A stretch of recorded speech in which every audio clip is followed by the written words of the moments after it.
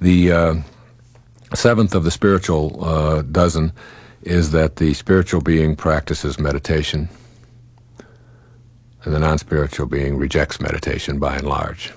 They think that the time for those kinds of things is on Sunday mornings or Saturday afternoons when you go to the synagogue or when you go to church, that they don't really have time to sit quietly and contemplate, and they see that as perhaps what weird New Agers maybe do, or it's just not a practical kind of thing to do. The spiritual being knows that the way to access the higher part of their consciousness, to reach that unified field, to get to that place where we are all connected, to access that divine guidance that is there, that going within and meditating, whatever practice that you use, is not only a valuable thing, but it's absolutely necessary.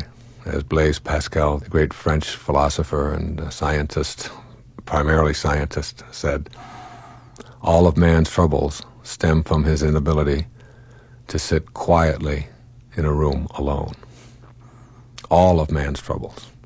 That people who take the time to go within and make that a part of their regular daily routine don't seem to be troubled.